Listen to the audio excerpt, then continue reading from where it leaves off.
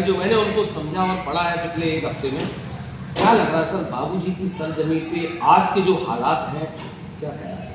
देखिए, बाबूजी की समय और जो उनका देश काल परिस्थिति थी उस समय और आज की जो राजनीतिक सामाजिक परिस्थितियाँ उनमें ज़मीन आसमान का अंतर है। बाबूजी ने जो लड़ाई लड़ी थी वो शोषक और शोषितों के सापेक्ष थी। शोषणकर्ताओं के खिलाफ उन्होंने संघर्ष किया था और शोषितों की रक्षा की थी, गरीब मजलूम लोगों की रहनुमाई की थी।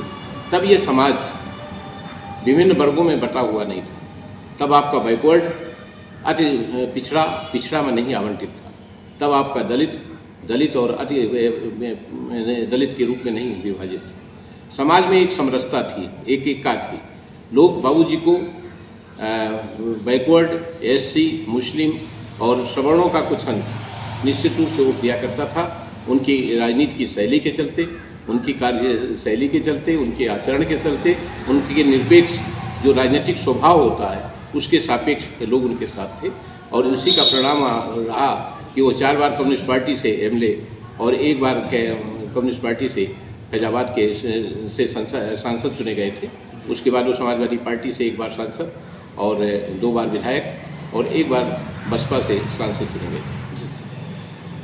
तो उनकी राजनीति का जो स्वरूप था, जो कार्यशैली आचरण था, जो उस समय का समाज था, उस समय का जो वोटर था, वो आज से भिन्न था। उस समय लोग अपने घरों से नमक रोटी लेकर के, प्याज रोटी लेकर के, चबैना लेकर करके जाते थे और दिन भर प्रचार करते थे। 1977 के चुनाव में मैंने इंटर किया था। उस समय मैंने बहुत करीब से देखा था। बाबूजी को 5 रुपये और 10 रुपये चंदा मिलता था। तो उन्होंने पहली बार जब 1977 में चुनाव जीत करके गए थे, तो एक जो स्वरूप था राजनीति का और क्या कहते हैं आवाम के आचरण का, वो दूसरा था। आज की तारीख में जो कैंडिडेट है उनका आचरण और जो आम जनता का आचरण है और जो राजनेताओं का आचरण है, उसमें ज़मीन आसमान का फर्क है। जी सर, 2 सवाल मुझे बहुत कचोटते हैं। मैं 2 सवाल आपसे, सबसे पहला सवाल ये है कि उस समय के नेताओं में और आज के नेताओं में क्या अंतर महसूस?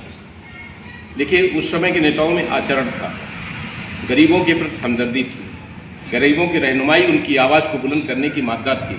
आज की तारीख में गरीब वोटर के रूप में बन करके रह गया है।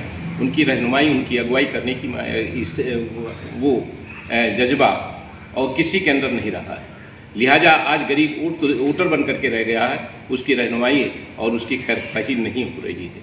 और आज के नेता आलीशान बंगलों में रहने के, आलीशान लग्जरी गाड़ियों से चलने के और एक इलिट अभिजात संस्कृति के शिकार हो चुके हैं। जबकि उस समय का नेता मजदूर और के तबकों से जुड़ कर करके और एक आम आवाम की ज़िंदगी जीता था। आज नेताओं की ज़िंदगी एक अय्याशी और क्या कहते हैं, अय्याशी शब्द ना इस्तेमाल करो, एक अभिजात शैली का शिकार बन गए।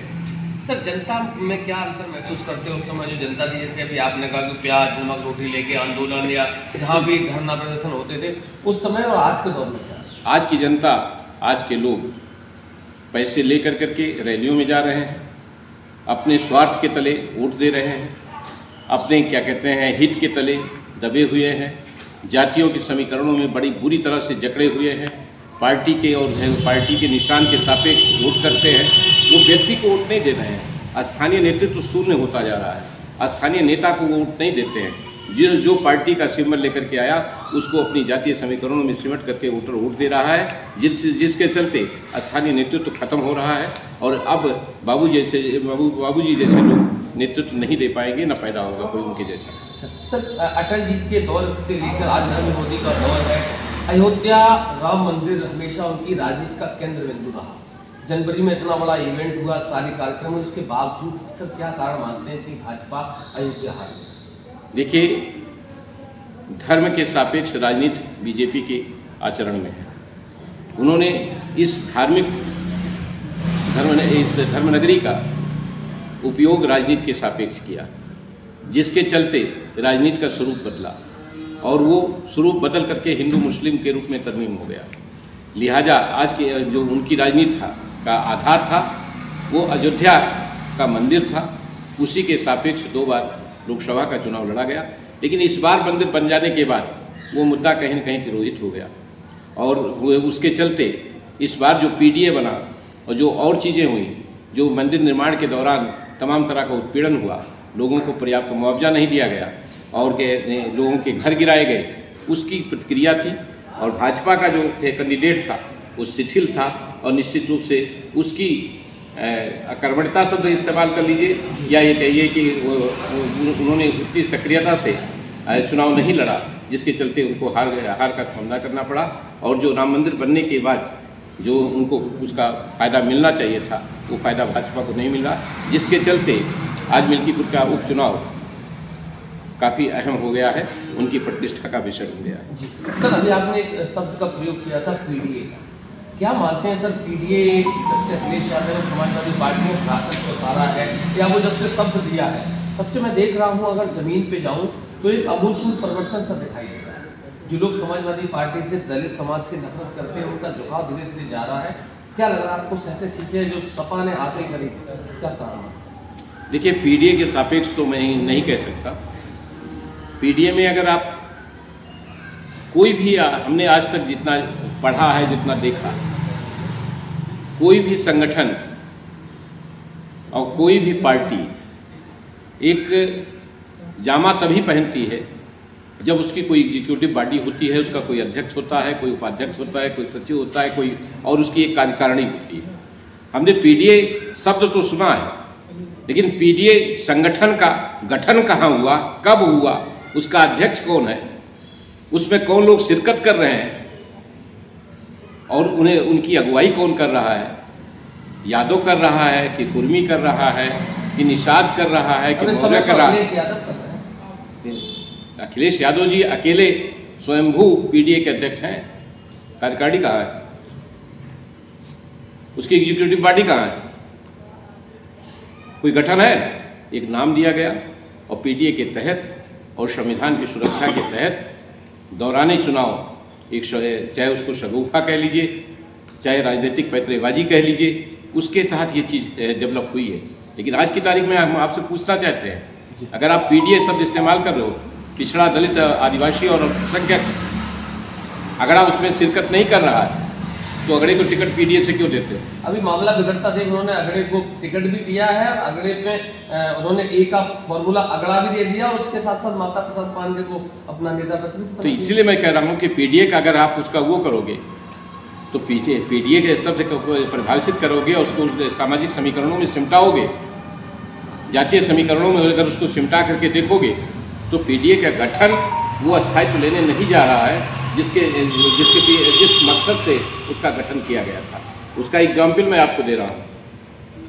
अम्बेडकर नगर में लालजी वर्मा जी जब सांसदी का चुनाव लड़ रहे थे तो वही निषाद जो पीडीए का अंग कहा जाता है उनके साथ लग करके उनको वोट दिया था। लेकिन जब उसने धर्मराज निषाद को अपने विधायक प्रत्याशी के रूप में भाजपा से पाता है तो वही निषाद टोटल उठ करके चला जाता है धर्मराज निषाद के साथ और कुर्मी के साथ वोट नहीं देता है, लालजी वर्मा की मिसेज को वोट नहीं देता है और वो सीट भाजपा जीतती है और सपा हारती है। तो पीडीए इस तरह से सुरक्षित नहीं।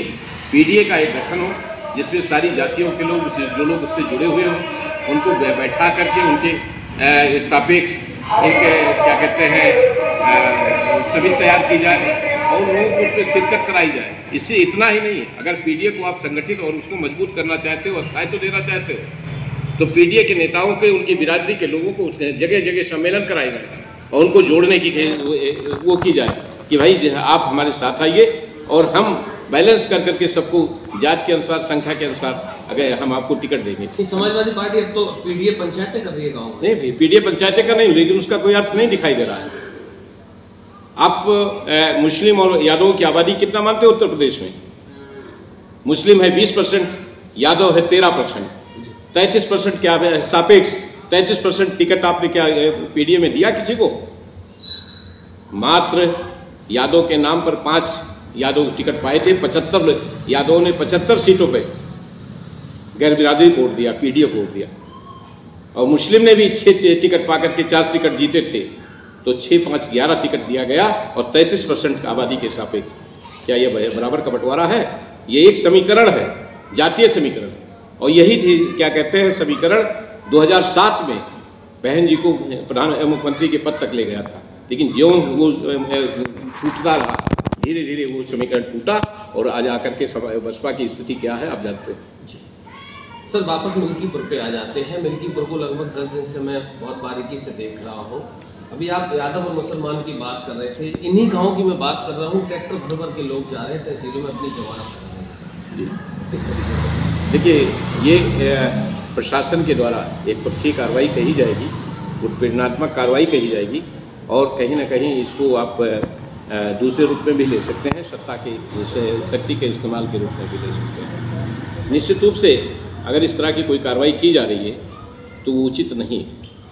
और लेकिन वो जो मैंने आपको बताया,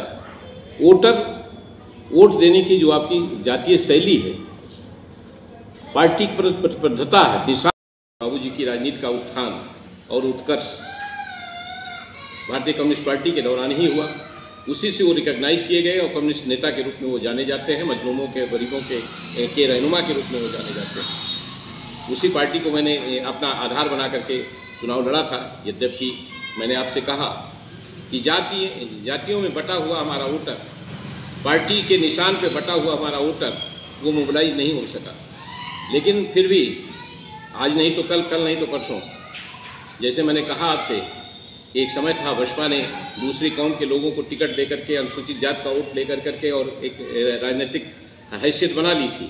आज वो राजनीतिक हैसियत टूटती हुई नजर आ रही है। उसी तरह से आधारभूत वोटों का ट्रांसफर कर करके जातीय समीकरणों में सिमटा कर करके बहुत दिन तक राजनीति नहीं की जा सकती।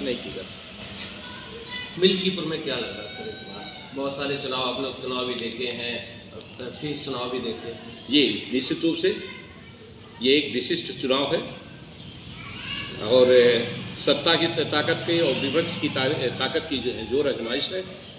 और इसमें जातीय समीकरण, राजनेता पूरे प्रदेश के, हर पार्टी के, समाजवादी पार्टी के और भाजपा के आकर के जातिवार उनका बंटवारा कर दिया गया है, क्षेत्रवार उनका बंटवारा कर दिया गया है। वो अपने अपने जात के विशेष के क्षेत्रों में जा करके वोटरों को प्रभावित करने का काम कर रहे हैं। इसी तरह से पैसे की ताकत चल रही है और सत्ता की ताकत चल रही है। पैसे की ताकत के सापेक्ष दोनों पार्टियां कमोबेश 19-20 हैं, लेकिन जो सत्ता की ताकत है वो भाजपा के पक्ष में जा रही है। लिहाजा सत्ता की ताकत के चलते ये चुनाव सत्ता का चुनाव बनकर रहेगा। विपक्ष अपनी छाती को बचाने का सार्थक प्रयास करेगा। आप किसके साथ हैं? मैं किसी के साथ नहीं, मैं न्यूट्रल हूँ। क्योंकि मैं जब कैंडिडेट के रूप में देखता हूँ तो इस मिल्कीपुर की जो धरती है, मिल्कीपुर का जो वोटर है, मिल्कीपुर की जो राजनीतिक महत्ता है, राजनीतिक जो यहाँ की हैसियत है, उसके मुताबिक कोई भी क्या कहते हैं कैंडिडेट उसके काबिल नहीं है कि हम उसके साथ जा सकें। क्योंकि मैंने ये पाया है कि दोनों नए हैं, दोनों बाहरी हैं, मिल्कीपुर का कोई स्थानीय नहीं है। लिहाजा मैंने अपने आप को न्यूट्रल किया है और ये पाया है कि जनता को मजबूर होकर के दोनों में से किसी एक को चुनना होगा। लेकिन मैं अपने आप को निरपेक्ष रूप से, एक तटस्थ रूप से दर्शक दीर्घा में रख करके अपने को इस वोट के इस उपचुनाव को देख रहा हूँ। भविष्य में क्या योजना है आपकी राजनीतिक? देखिए, अभी 2025 से 26 तक ढेर सारे राजनीतिक समीकरण बदलेंगे, ढेर सारे नए गठबंधन बनेंगे और उसमें जो मुफीद होगा, जहाँ सम्मान मिलेगा और जहाँ मैं क्या कहते हैं अपने को ताकतवर महसूस करके आम जनता की संरक्षा सुरक्षा की ताकत मुझे मिलेगी, उसके तले मैं और अपने सम्मान के तले जाकर के कोई फैसला लूँगा। जनता के बीच में निश्चित रूप से 2027 में जाऊँगा। चलिए, बहुत बहुत धन्यवाद। साफ शब्द